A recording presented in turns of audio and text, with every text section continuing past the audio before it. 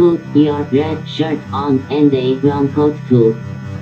Everybody's joining the crew. We got just one ring, let we rule them all. Hope you'd remember your thoughts. Get your Uru feathers and your middle guns.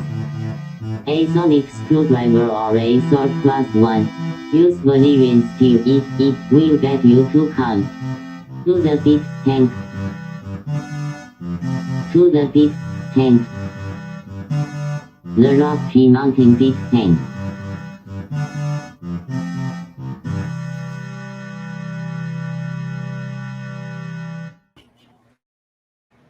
Hi, I'm Guy, Hi, I'm Troy, and this is Geek Tank. your pretty hate machine-sized podcast. So it looks like today we're going to talk about the things we hate and the things we like. You always hurt the ones you love, and undoubtedly, most people that have fandoms they love will have some aspect or an episode or a character or a plot device that they just absolutely really wish wasn't part of their fandom. And that's figured that's what we could explore and look at today. So my question is, can I hate the fandom? Because there are aspects of my own fandom that I don't like. Well, I think the toxic fandom goes through most fandoms, so definitely. Yep. Something Hey, that Brent, welcome to the show. Yeah. You can drag that last part of that word out there. I'm dragging the show. Yeah. Yeah. Because I mean, Because I know what you want me to talk about. Well, I can go first. Okay. All right. So I've become more of a Star Trek fan in my later years than I was in my younger years. But before that kind of switch over, I was way more into Star Wars than I was into Star Trek. And I'm at that right age where when Star Wars was released, I was a kid and it totally affected me and my outlook on science fiction, and just fell into it hook, line, and sinker because I wasn't inundated or didn't grow up surrounded by people watching regularly Star Trek, much like Guy has done. I'm pretty sure if my brother would have watched Star Trek on the regular with in front of me, I would have jumped right into it too, because he was my idol and I wanted to do everything he did. And he just never really got that much overtly that much into Star Trek himself. So Star Wars really pulled me in. And I think like most people, two for me, what I call them 1, 2, and 3, but really they're not. They are 4, 5, and 6. So I have to remind myself that's not the correct number. So Star Wars A New Hope number 4 was the first movie released and the first one I saw. So I refer to it as the first movie. So really liked it. Empire Strikes Back, probably my all-time favorite, because that's the first time I'd seen a not happy ending in something, and it left on a cliffhanger, which was really cool to see. And I was right at that teenage years where the Ewoks didn't bother me enough that it left a really bad taste in my mouth, but they were the little fuzzy bear in the room that people wouldn't talk about. So I didn't like them, but I also didn't despise them with a hatred that burned bright like the sun. So it ended, and I figured that's it. There's never going to be any other movies. And then along comes episode 1. After all this time, I built up in my mind what it should be, which was the mistake. If I could have just totally dismissed the whole thing and divorced it from what was Star Wars to me, then I think I could have not been so bitter and angry at what I watched as episode 1. And for a long time, I nourished that hatred and fed it and gave it its own little home and would visit it, every day. And I called it often the Troy hate bus when people would say, well, why didn't you like it? I'm like, well, sit back and grab a drink and let me go into all of the many reasons why I didn't like it. And as time went on, I met enough people who were like, it wasn't that bad. And I learned to say, if you can enjoy it, I'd rather not point out the things I saw wrong in it, because there's a chance you might have not seen them. It'll pollute you.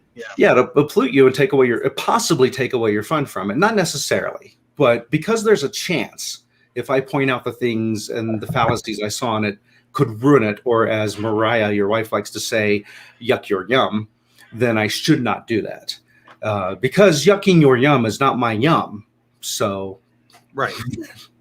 which I do wish know. there were more fans who believe that. There clearly are people who yucking yums is their yum, and stopping them from deal. That's a lot of fun for them. Yeah, so you've got to contradict. You got to yuck their yum to make other people's yums not get yucked. And that was like a Dr. Seuss book right there. Right? I was like, I should illustrate that with like. Yeah. But yeah, I've got a couple of friends who just seem to hate like almost every movie, and will find the thing wrong with it, and will harp on it and overlook all of the good stuff or the fun stuff. I have noticed that as I grow older, I'm the opposite. You're getting more critical?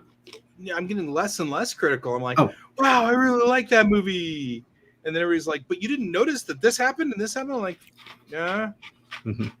And they're like, well, what about this? This was a horrible movie because of this. And I'm like, here's a yum I will yuck. Because this was a movie I like, and I will watch it when it reruns, because I enjoy parts. I enjoy some of the cinematography of it. I enjoy the action scenes. There's aspects of this movie I really like enough that I will watch it again, even though I've already seen it multiple times. But it has this major flaw in it. That movie is Kingsman. And I don't think you've seen that yet, have you guys? Kingsman. So it's the over-the-top espionage style movie, and it has a lot of fun action in it. A lot of fun humor. It's mostly British, but not mostly British. Mostly British. Well, I mean, it's trying to play into the James Bond, Jason Bourne, who's not British. But say Bourne's not Mission. The original Mission Impossible. That kind of stuff, but it's a fun movie. Without spoiling too. Impossible. Didn't the original Mission Impossible have Leonard Nimoy in it? It did. Yes. That's not British. No, I believe the. I think you'd be thinking Avengers. No, I know the Avengers. There must have been another IMF thing or M4, but the main character of it, without spoiling too much, doesn't pass the test to be. It's like a camp for spies. It's not really. I'm just being really vague to make by Robert Rodriguez. He would totally make that.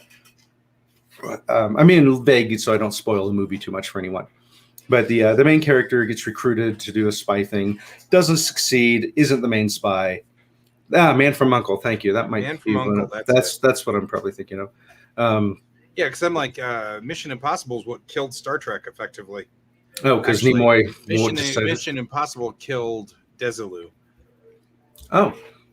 Which that's another one of those maneuver things. Star Trek and Mission Impossible were the two big properties. Let's rabbit hole real quick. From Desilu Studios. Desilu, of course, was Desi Arnaz and Lucille Ball. And Desilu couldn't really afford to run both of them.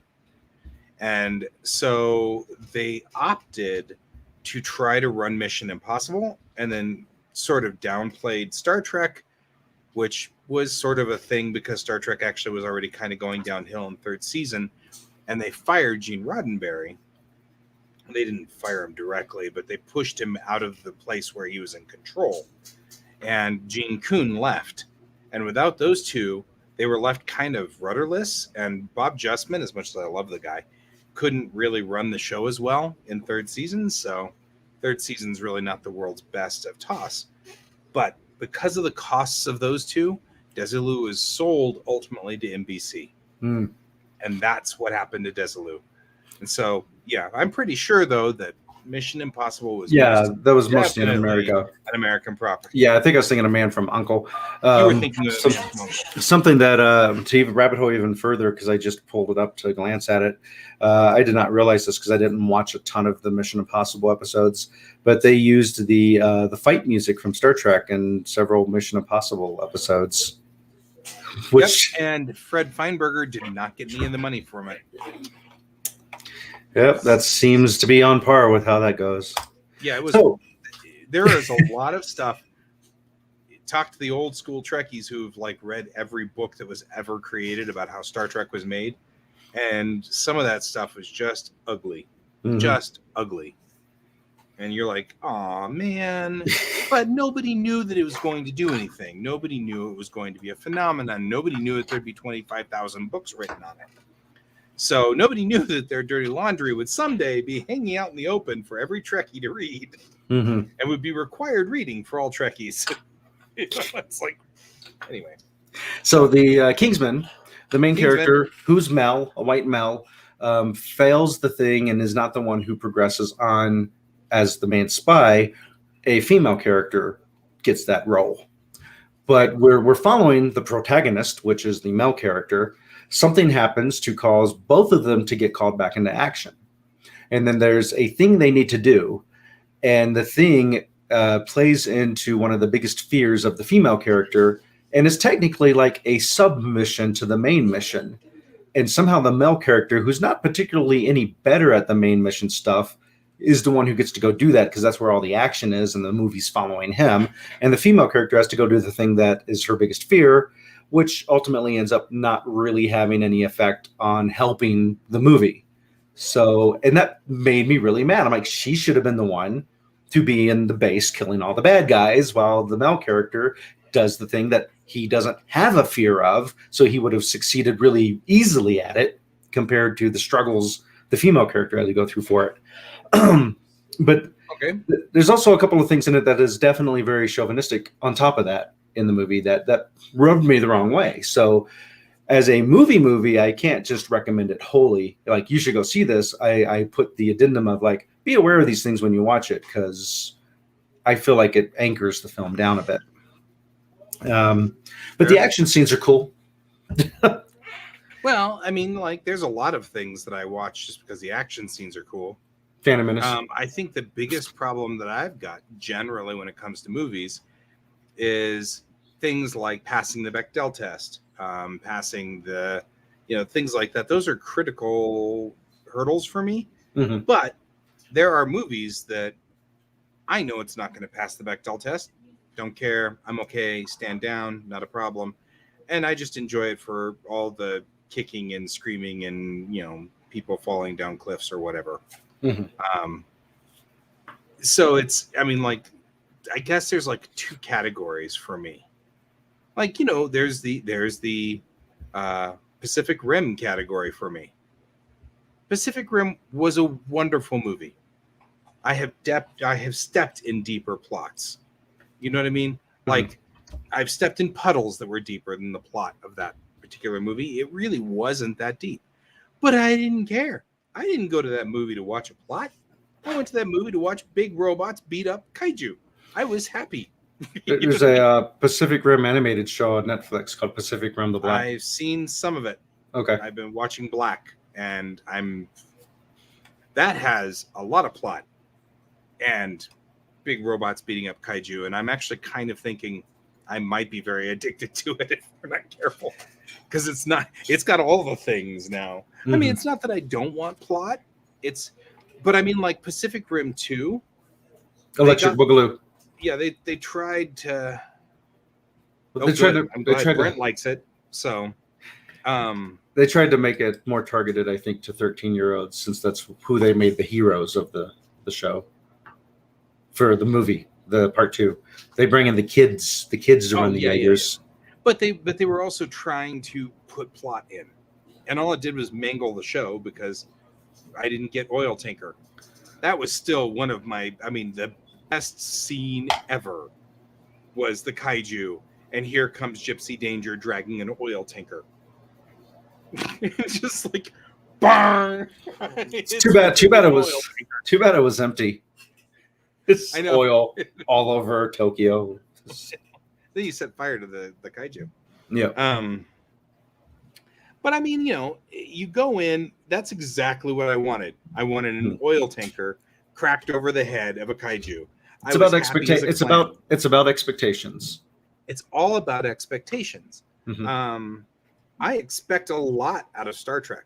Yes, you do, because that's one of the reasons why that middle movie. Well, they've repeatedly succeeded at meeting your expectations, so it's a bar that you feel has been rightfully set. And when they fall below that bar, which is how I felt about movies 4, 5, and 6. I felt they set a bar, and I felt 1, 2, and 3 failed to meet that. Whereas, unlike other people, I actually feel like 7, 8, 9, and 7/A solo stories, 7/B, the Rogue Adventures of Rogue One, whatever. I feel like they all were near enough that bar that I was happy. Yeah, I actually absolutely adore Rogue One. That's my favorite of all the Star Warses at the moment. Mm-hmm. But there are fans, because it was a heroic last push to stop the Death Star, and we knew it wasn't going to succeed. Yep. We knew what happened. So, I mean, all of us know what happens. So I loved it. That was the best. There are fans that despise 7, 8, 9 and say it's worse than 1, 2, and 3. Yeah. Which, I personally, I will sit there and watch episode 1 through episode 9 and be perfectly content. And it feels perfectly fine. None of it bothers me. I get aggravated about the midichlorians thing, but only because, like all kids of the 80s, I was a Jedi on the playground and would hate to have the correct number of midichlorians inside me to be a Jedi. However, I have also noticed that the TV series have put a spin on the midichlorians thing. Like they build in your body or deplenish in your body, or so you can still be a nobody who then becomes a Jedi because you don't have any midichlorians, and then all of a sudden the midichlorian count builds in you. It's nothing more than just a barometer of how much the Force loves you. Yeah, they're trying to patch that hole the best they can. To patch that hole because something my brother had pointed out before that that patch ever came about was if your midichlorians were stagnant and you had them from birth, then the Empire would never have any issue tracking down Jedis while they were still babies. They just go test everyone and then take everyone. So, and like you said, it was just a weird thing that it falls into that category of when you try to over-explain something, it makes it worse. Yeah. And this is why horror movies are more scary when you don't try to explain. Don't show the bad guy. Yeah. Don't try to explain the science behind why Samara is able to jump from television to television and reflections and stuff. It's just let it be scary. So pretty creepy. I'm just saying. Although I have to say, I saw one of the funniest. I loved was another rabbit hole. Japan does funny things to idol singers. And I saw once they took Morning Musume, which is a idol girl group, and they put them on the stage, and they had a television set, and then they had the actress that played that character come out of the television set and filmed all the girls like trying to scramble over each other to try to get out of the way. They didn't tell them it was all practical joke. They didn't tell them. They just set up the television set to be like it was the way they had set it up. It was kind of cool. The way they'd set it up was some kind of screen that had a partition in the middle, so she could push through it and come out. And so it was pretty hysterical because the girls are all like 14, 13 through 18, give or take. That's what the average age of Morning Musume is. And they're just, I mean, like they were like, screw this. And they were trying to climb over each other, and they were to get out of there. Two of them died. The girls were moving fast. It was like that was funny. I don't know why I find it hysterical to watch them abuse idol girls. Because if it was you would hate it.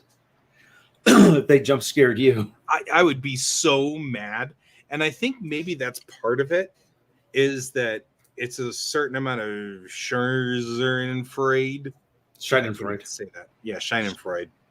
It's a little bit of the, if it happened to me, I would be like ill. But since it happened to somebody else, I get to laugh. I don't know.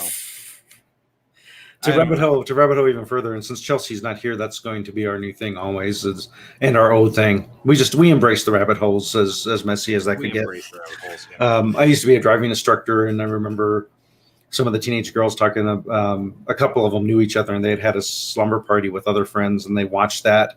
And then afterwards, they put the TV. It was one of the smaller ones in a closet, and then barricaded the door to the closet because it just It's like the scared end of the them. movie Poltergeist.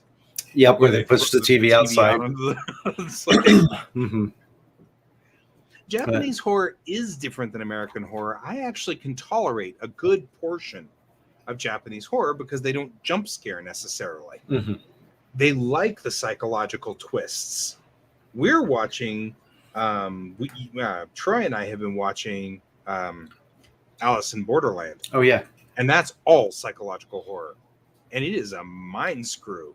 And I love every minute of it. Mm-hmm. It's horrible. I hate it, but I love it. You know? It borders slightly, unintentional pun. It borders slightly on what's called the category of not so much body horror, but like the torture horror, because because it's really more of a mental horror, but there is a physical aspect, but just the torture that these characters are going through, having to get out of the situation they're in. It's a far better use of the concept of Saw in that aspect, because there's a whole lot more happening than just a guy getting revenge and building stuff to mess with people. And it's got a sci-fi bend to it. I really am enjoying it. Unfortunately, it is not appropriate for either one of our wives, and therefore we have to like find the time to watch it where they're not with us. And then Kevin went and watched it all by himself. So when he was supposed to be waiting for us, about him, then that's true. I am still in the exact same spot we were last time. So 3rd episode, I believe it was. So yeah, maybe we were just about to introduce the girl who was the rock climber. Oh yeah, the hero of both of us are like, she's awesome. So yeah, we're both like, yeah, we finally get the good girl in there, and she's gonna be like kicking everybody's butt. Mm-hmm. It's so I think that I have tolerated. So you were saying expectations. Yeah. So what was we know there's the one Star Trek movie that you absolutely did not. I think you started off in denial because you liked it. And you're like, it wasn't that bad. And then eventually, the more you thought about it, the more you're like, I'm lying to myself. It started to sink in. Mm-hmm. The biggest problem that I had was I felt betrayed. That one is the one that I feel the most betrayed by. I was actually talking one-on-one with Bob Orkey, who is one of the writers of one of J.J. Abrams' group people. He was in the Trek forums at the time, and we were talking one-on-one. I say one-on-one. We were in the forums together. But the thing is that he had been very big about, this is not Khan. The bad guy is not Khan. We didn't bring in Cumberbatch to be Khan. Like, specifically, very specific. And it was Khan. And it was like, and it just, I felt betrayed. Yeah, from an article I just pulled up is saying the most irritating part of, I'm going to say it, Star Trek Into Darkness was the reveal of Benedict Cumberbatch as Kirk's arch nemesis Khan, because one, J.J. Abrams swore for months, multiple times, that the character was not Khan. But two, we all knew Cumberbatch had to be playing Khan because it wasn't worth keeping any other character secret. So that three, when the movie revealed it indeed was Khan, it wasn't surprising at all, just obnoxious. And I guess the part of didn't help that he hisses it. Mm-hmm. Like, because I mean, like somebody had said at one point in time, Kirk comes up and goes, "Who are you really?" And Cumberbatch goes,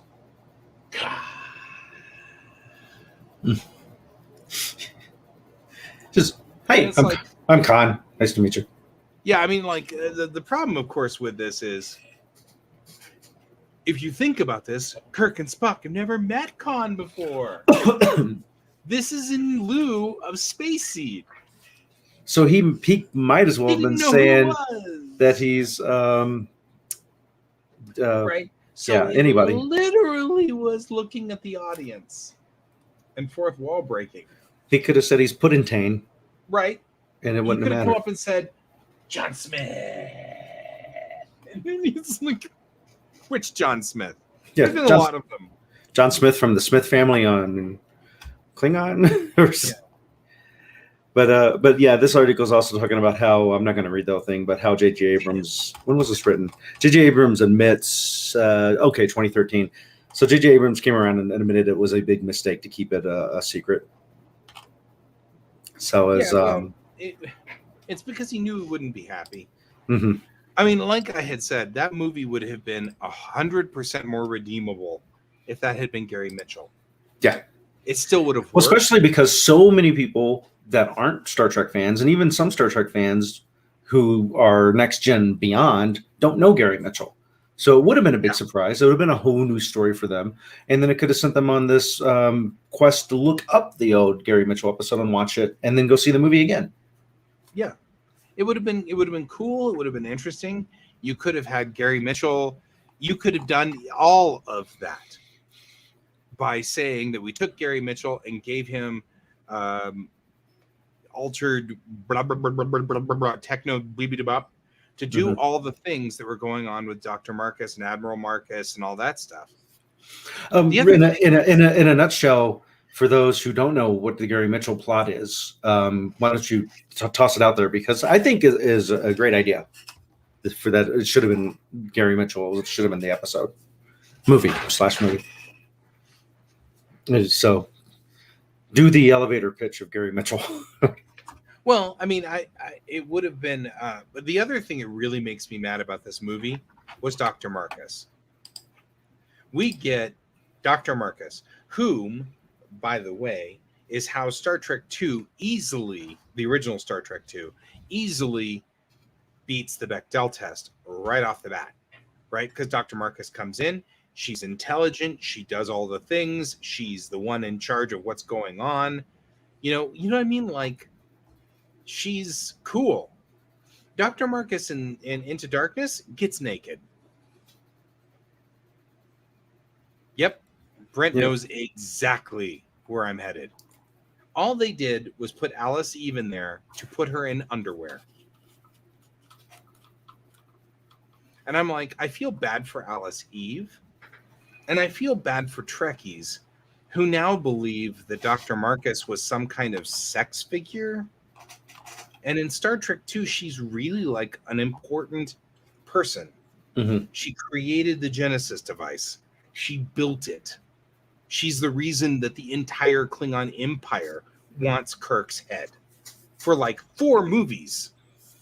I mean, it's like... I mean, heck, they go back to the future and bring in Doc Brown to go after Kirk. Exactly. So, but I mean, it's like... I really was bothered by those 2 things stand out among all other things. Now, don't get me wrong. I think that if Star Trek's going to break the rules of PG-13, nudity should be there on the top of the list because there have been a lot of allusions to nudity. The Ferengi women don't wear clothes. Beta Zeds get married in the nude. Orions are sex fiends. I mean, okay, that all makes sense. There's part of the culture of Star Trek that involves appropriate nudity, but not Dr. Marcus. Mm-hmm. Right? That's the wrong usage. It's taking her agency away. They also did it because they wanted that scene for the commercial. Yeah, they wanted the scene for the commercial so that they could get all the 18-year-old boys to watch the movie. But all they did to me was just ruin the character. They trashed her. So tell our listeners who Gary Mitchell is, because the plot line for the Gary Mitchell episode. Gary Mitchell was in episode 2, which is called Where No Man Has Gone Before. And it's the original series, episode 2. It's the first episode with Kirk, because the actual first episode, The Cage, has Christopher Pike as the captain. So Gary Mitchell is hit with strange energies. And instead of kicking him in the balls, Kirk drops a rock on him. But that's okay. I am totally making Lower Decks jokes here. if you're wondering.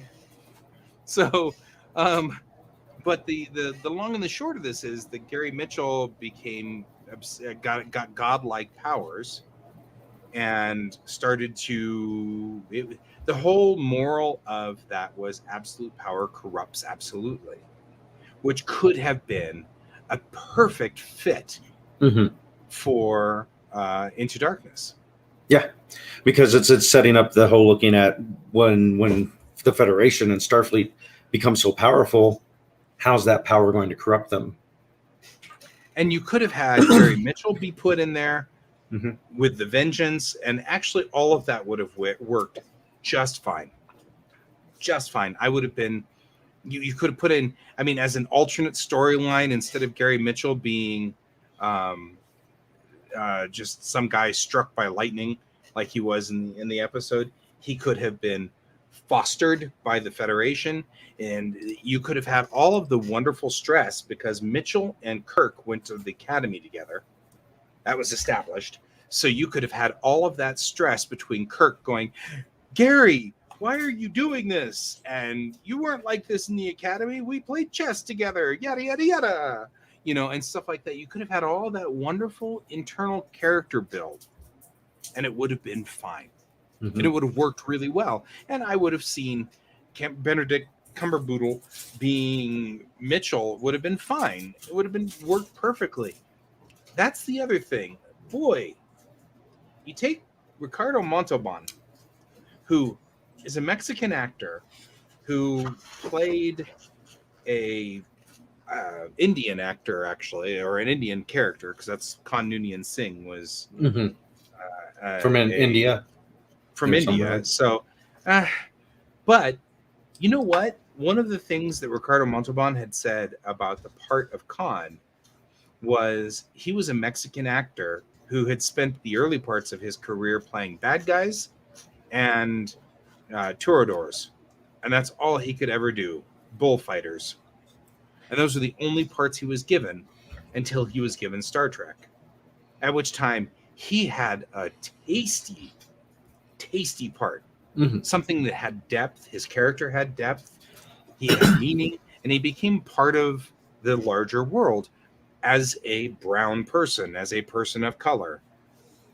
Then you take Khan and you get Benedict Cumberbatch to do his part. Like, first of all, Khan's Indian. You couldn't find an Indian actor to play this?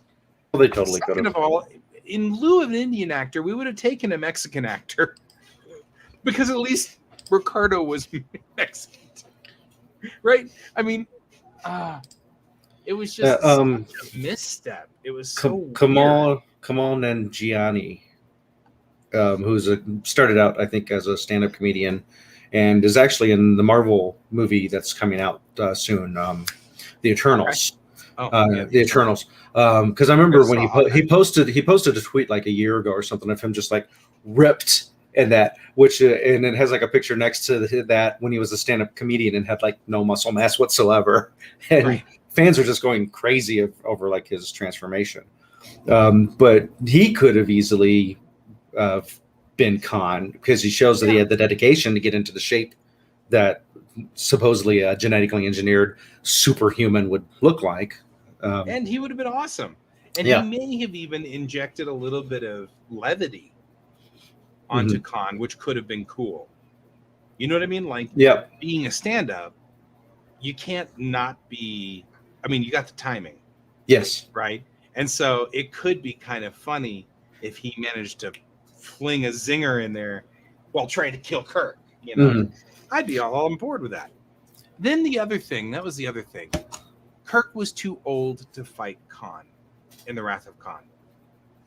But he kept thinking he could do it. That was part of what was so wonderful. Right, that was his Star challenge. Trek 2. They made points in the script where Kirk was saying, "Gosh, I'm old.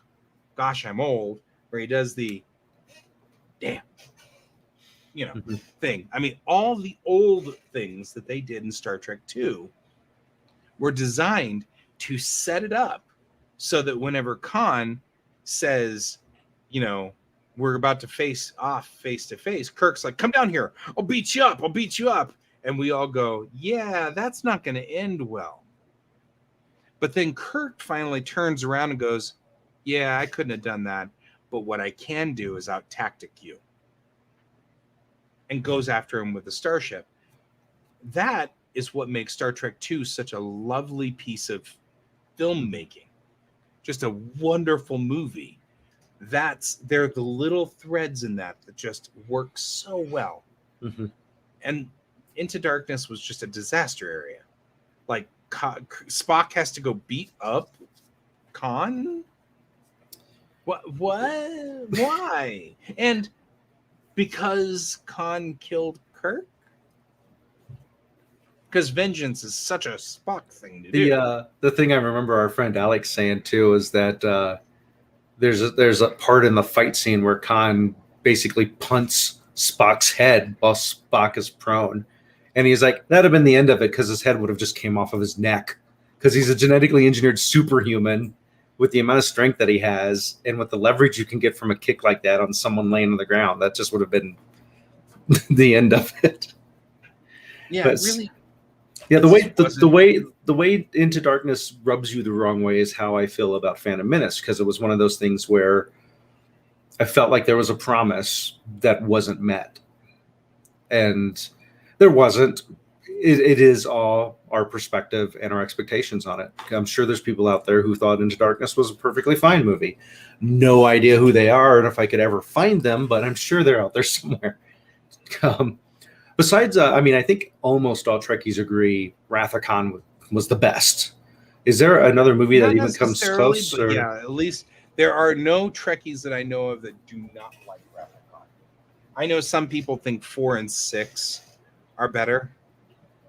There are some who will think that, episode or Star Trek 4, which is the one with the whales, or Star Trek 6, which is Undiscovered Country. Mm-hmm. They feel that those are better. But it's generally right there between 2, 4, and 6.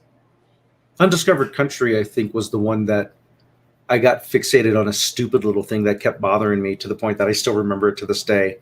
And because that's where they knock out the gravity, correct, in the Klingon ship. There's a warrior race and they don't train how to fight hand to hand in 0G gravity. 0G. It's like that broke the fourth wall for me for some reason. And it was a stupid little detail to get hung up on. And I recognize that more and more the older I get. But at the time, I'm like, burn this movie. Well, I've noticed also that that's a thing, right? As a kid, this is something I say routinely on Trek forums all the time. I hated Next Gen. I really did. It was the worst Star Trek show that had ever been Star Trek. And I don't even know why they even made it. I hated it. They were all on board at Hilton, and they ruined it. And Data was just Spock without the pointy ears. And you know what I mean? Like, I remember despising Next Gen. Do you remember at what point you had the shift over to not despising it? About third season, right around Best of Both Worlds. That's when I realized they were going a different direction, and I kind of liked the direction. And now, of course, I absolutely adore all of Next Gen, even the bad stuff, except for Code of Honor, which nobody likes anymore, and that's okay, because it's really cringeworthy. And even The Naked Now is better than that. But then I remember hating Deep Space Nine. It was a Babylon 5 clone. I was unhappy with it. That was really stupid. Why did they do that? It's not exploring space, yada, yada, yada. And that one I didn't get back in to until my mom called me. Your mom. And said, how did they do that? And I'm like, how did they do what? And she's like, you're not watching Star Trek? Are you? Sorry, hang on.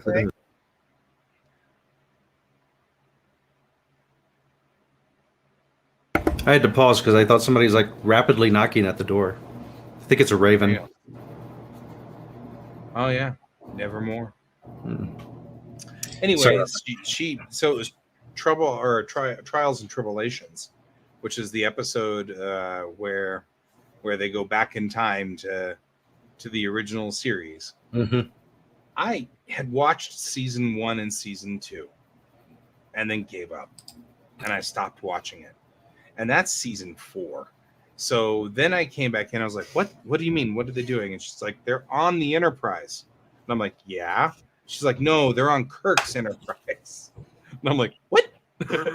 So I had to go watch it. And I did.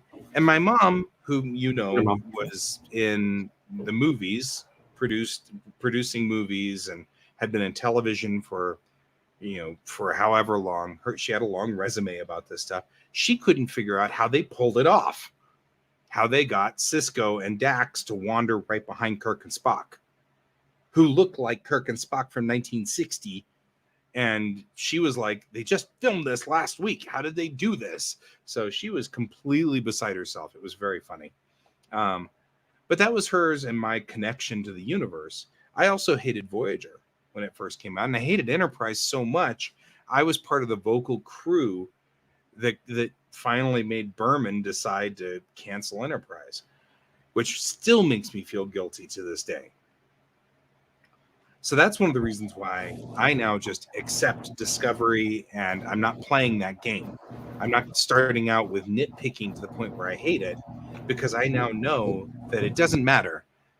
20 years from now, I'm going to look back at Discovery and love all of it, regardless of whether... Well, and Enterprise had here's the thing. I hated Enterprise because it wasn't the way I perceived the connection between today and TOS.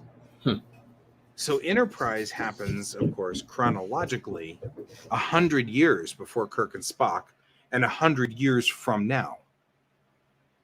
And so it is right in between now and Kirk and Spock.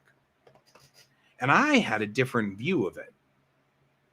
Now, really, I mean, the Xindi arc is kind of rough, and I really don't particularly care for it at all. But season 1 and 2 are actually kind of nice. It's kind of nice to see Star Trek be like happy and fluffy, and we're going to explore this planet we've never explored before, and hey, look at all these aliens, and people going, shouldn't we have some kind of, I don't know, law that protects us from ruining this culture? Like having to explain all of that. That was kind of cool. And then 4th season was kick-ass, because then they brought in Orions, and they brought in, it's all that kind of stuff. I want to go back and see 4th season, because I stopped somewhere after 3rd season. Drove me out of it. Watch all of 4th season. You don't need to watch Cold Front. Well, I already know. The first episode. Oh, I thought you were going to talk about and you don't have to watch the last 10 minutes of the last episode. You don't need to watch the last episode at all. You can just end at Terra Nova and be fine. Yeah. I don't know. So the Kelvin timeline is completely different. I mean, there's all kinds of stuff. Like, we know that Hoshi Sato ended up on Tarsus 4 and was killed by Kodos the Executioner. We know that because that was in her bio in a Mirror Darkly, which was an interesting kind of twist to things. But we now know what happened to Hoshi Sato. We know what happened to Archer. He became president of the Federation. He says so proudly, as all of these things and stuff like that too. So, I mean, there's like all kinds of stuff we know from In a Mirror Darkly as to what happened to Archer and Sato. We don't know what happened to anybody else, but we know what happened to those two in the prime timeline. Do we know what happened to our sponsors?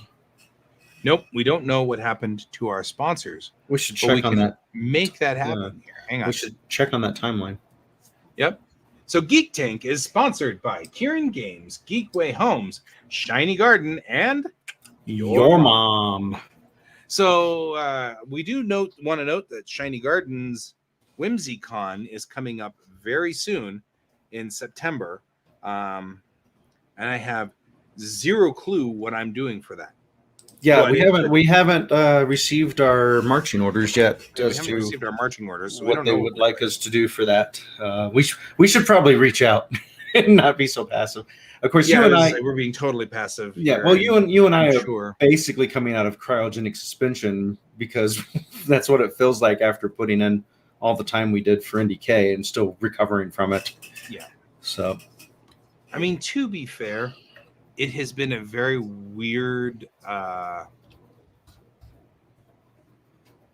year for everybody. Weird Mhm. 2-year-long year, Dustin. Yeah, so 24th and 26th. So not next weekend, but the weekend after that, if you're watching this tonight, which is September 13th. So September. Next weekend is supposed to be Mile High Con, I think. Huh. Yeah, I think you're right too, because I remember one of our D&D crew mentioning that they're doing Mile High Con and can't be part of the role-playing game. And Mile High Con is spelled like that. They are not a sponsor, but we do love the convention and would be happy to take their sponsorship if they ever wanted to give it to us. But I don't know if they, because, to fit in with their brand, I don't know if they've even caught up to what podcasting stuff. It's they're an old school convention, and apparently the website's going to take 1,000 years to actually load, which is pretty crazy. Which is why you're vamping. Yep. This is probably not the right one. This is October 1st through 3rd, but maybe it is. No, this is probably the right one. Well, maybe it's maybe, I can't imagine that Alex would have this wrong. No, although I might have it wrong. I might have thought he meant. Oh, you know what? Next weekend Your is birthday. my party. That's the problem. Yeah, next weekend's your birthday. Then that's right.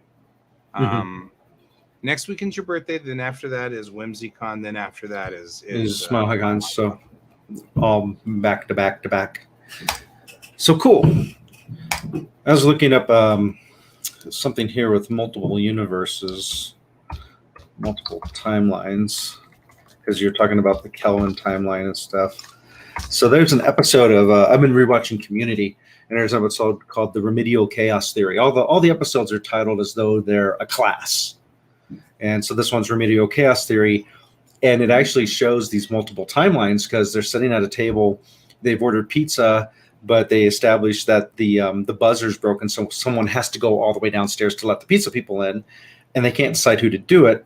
And the cool character is like, here, we'll make it easy. You're one. You're starting with you. You're number one. I'm going to take this D6 and roll, and whatever number comes up, that's who gets it. And he's about to roll it, and the autistic super nerd character, and it goes, you realize you're now creating 6 different timelines by doing that. And he's like, yeah, whatever. And he rows it, and when he rows it, it does this little special effect, and when it comes up, you get to see 6 different outcomes, how each of the different rows of who goes to get the pizza turns out. And it's really funny episode, and I don't think you even need to have seen any other episodes. You could just watch just that one. It's really well written. But so that means there's a Star Wars timeline where Spock is the captain and Kirk died. I'm sure there's a fan fiction out there with that. I'm trying to figure out if you meant Star Trek. I did mean Star Trek. Okay, fair. I was on a roll. But maybe there's now an alternate timeline where I say Star Trek and not Star Wars and actually get it right the first time through. So what happens if you have an entire dice cup full of dice? Then you're playing Shadowrun, or you're playing Warhammer. So, I created a whole bunch of worlds. This could be bad. It could be. So supposedly we will have Chelsea back next week, assuming that she doesn't get overworked at her new job, which means she got overworked today. Yep, which could happen again next week. We'll just have to wait and see. Good. And so we do not know what our topic will be necessarily until then. So there. Yeah. So are you finding me to be like stuttering and stopping here every so often? Because you're like stopping every so often. No, neither of us are having any issues on my end. How about you, Brent? Are you noticing any of us having any broadcast issues here? Since you're our motor pool, our vocal motor pool captain, motor pool supervisor. It's seniority. Definitely has seniority over the motor pool. Yeah, we're good. I guess we're good. Cool. So, we've looked at that Star Trek. Yeah, Star Trek and Star Wars, with the invention of streaming services, have found a brand new life kind of breathed into them. We got The Mandalorian, you got the Book of Boba Fett, we have the Obi-Wan story coming out, and then of course we've got Lower Decks, we've got Picard, Section 31, which I'm really excited about seeing. Are they going to call it Section 31 or are they going to call it something else? I don't know. Yeah. Okay. We actually have 2 shows that are in limbo, but I have no doubt that they will be created. It's just I don't know when, where, or how. I'm just going to call it the Michelle Yao show. So yeah, that'll work. And that seems like the one that we will probably watch together, you and I. And I'll watch it in private too. So I'll be in my bunk. Okay, nothing wrong with that. So but yeah, we've got. Where was I going? Yeah, you completely derailed me. Yeah, so I mean, Star Trek. This is a great time to be a Trekkie. It's a great time to be a Star Wars fan. Disney is not moving as fast as Star Trek is, but that doesn't mean they're not moving fast. Star Trek side we have Picard, we have Discovery, we have Lower Decks, and we have now Strange New Worlds coming up, and the kids show, and Prodigy. So there's 5 at this point in time in production. Then we have the 2 that are kind of in limbo, which is Section 31 and Starfleet Academy. So those 2 are coming up at some point here. But it is a great time to be a Trekkie. It's a great time to be a Star Wars fan. It's a great time, as Brent says, to be a sci-fi fan. Next time you list the 5 off, you got to go 1, 2, 3, 4, 5. Right, exactly. So. That was hard to do, by the way. There you go. It's easier if you do the Vulcan salute like all the time. Right.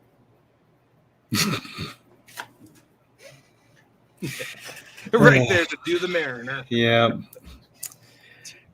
So I didn't time our rollout quite so much. We got 7 more minutes. I'm trying to think of other fandoms that necessarily have something that bother me, and it's too easy. It's low hanging fruit. I really do want to. I wanted to say something I've noticed going on now. Speaking of toxic fandom, I've noticed a new thing happening quite a bit. People coming in and saying, "I just watched Discovery for the first time, and it's really great. I hadn't been watching Discovery because everybody hated it." And I realized that, everybody keeps saying, I have a right to say I hate Discovery on every post about Discovery. And I'm like, yeah, you do have a right. But really, honestly, you're hurting the fandom. And legitimately, you're damaging the fandom. We're losing Trekkies step by step because they don't watch it because they hear that Picard's horrible or they hear that Discovery's horrible. And really, Discovery is only horrible because, gosh, they didn't do the Klingons the right way. Or whatever. What I found interesting with Discovery was how, and I'm I'm obviously nowhere near as knowledgeable as you on all the Star Trek shows, but I don't know them well enough to know if I'm wrong in this assessment. But it's the one that drastically changed. You know what? I take that back. Pike, that was a drastic change going from Pike to Kirk. So if you look at the concept of you start with this character, you have this whole plot, and all of a sudden it's gone, and we've got this thing now, but it's continuing with the same ship and some of the same crew. That's kind of what Discovery did, because you get that pilot episode, and then you get a little bit more, and then all of a sudden it's like, well, this is almost a prelogue that we just showed you. Now here's the show. So you really don't know what Discovery is until you get past that pilot and start to see it. Which I thought was really cool storytelling, but it's a brave commitment because you're trusting your audience is not going to be the YouTube class of like I need my plots in 5-minute bite size bits or I'm going to get bored and leave. So. Yeah, I mean it's bold. Discovery is bold in a lot of ways, And a lot of people kind of, I think, got mad about some of their bold choices. Well, that's okay, but Keep it to I mean, yourself. it's irrelevant. They're pre-yucking yums. Well, and what really bothers me is the people who go in there and say, I know that you guys have heard a lot about Discovery, but CBS has made a big mistake and it's all ruined and it's all going to end anyway because it's actually the ratings are through the floor. Nobody likes it and yada, yada, yada. And then I sit there and go, well, no, wait a minute. Do the math on this. Each episode is $8 million. There's been 107 episodes of Star Trek that are in the can right now, if you count all of the Strange New Worlds, which is in the can, and Discovery Season 4, which is in the can, and Lower Decks Season 3, which is in the can. So all of those have been paid for. Mhm. That is almost $1 billion that they have committed. Well, you look it up, and CBS only has $2 billion in operating capital. If Star Trek was failing, they wouldn't be putting money out like this. They wouldn't. It'd be gone. They would have said, that was very cute. We probably will give you a second season of Discovery so you can wrap up your storylines. Thanks. But there's no way They wouldn't have been flying them spun out to Mars. Iceland. Yeah, they wouldn't have been flying them out to Iceland. No, they wouldn't be flying them into Iceland for season 3. They wouldn't have been doing any of that. This is super successful. It's very successful. And you Trekkies who don't like it, that's cool. You can be like me. I didn't watch a lot of the Berman era Trek, which is Next Gen, DS9, Voyager, and Enterprise. I didn't watch those in the very beginning because I hated all of them. I've gotten over myself since then, and you probably will too. But you don't have to. I didn't have to. I just think you're missing out on Star Trek watching parties. I mean, I never got to do. My mom and dad both talked about Star Trek watching parties. Dad would watch Star Trek in the Army because he was in the Army and overseas. Oh no, I am so excited they took that Mandalorian set. That is so cool. They're mimicking that round television screen thing the Mandalorian has, where they build everything in the stage and then light up the stage in 3D so that now they can do on location without having to go on location because it worked so well for Mandalorian. But one of the coolest things is Mandalorian's shiny. Like all of his armor is super shiny. And so it works great because you can't actually hide certain aspects in things that are perfectly mirrored, except you can with that rounded set because it lights him unilaterally. He's lit properly all around. It's just so cool. Anyway, but that's, my mom would used to watch Star Trek in college. They'd all get together in the Commons and watch Star Trek, and they looked forward to the Star Trek time slot. Yeah, it's a bonding experience. It was a bonding experience, and now I go over to my buddies and watch it with them every week because that's our bonding experience, and I am excited to see new episodes, and I love watching new episodes, and I'm having a blast, and I'm with fellow Trekkies, and we're all sitting there picking at all of the different connections that are going to this large web that belongs to these 800 episodes of Star Trek. There's a lot of web here, Yeah, some of it's Tholian. Yeah, well, there is that. I just figured out, this is my last final statement, I just figured out how to load all of the episodes of Star Trek that I have on my hard drive into Winamp and hit the random play. So now it just randomly plays an episode of Star Trek from any one of the series, one after another, after another, after another, and we'll go for 22 days. And because you're usually drawing, you're not looking at it. So you've now turned it into a training exercise to be able to recognize what episode is it without looking at it, only just by hearing the opening. Yep. Which would be... I was good to about, I think I was good to 10 or 11 seconds in the original series.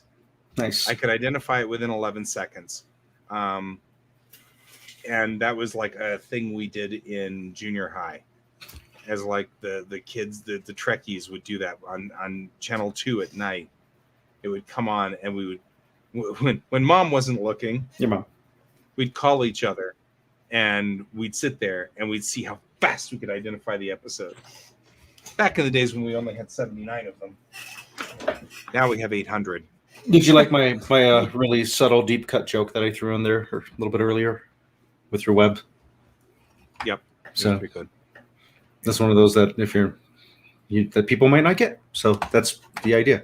All right. I thought I just saw a thing where it was saying join us on Geek Tank to watch me play a video game, but it might have been a late reply. I'm wondering if Chelsea's playing hooky on us and broadcasting a video game. But she might have.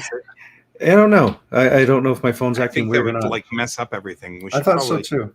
But if she is, she can. But we've got to clear first. Yeah, I know. She might have napped and gotten better. So, there you go. Cool. Well, That's cool. Right. Once again, we've successfully rabbit holed with sort of a theme for a while, for an hour. Yep. So that worked. It worked. I liked it. It was a good show. So I think the moral is don't yuck the yums and don't keep Khan a secret. Right. And midichlorians suck. Mm-hmm.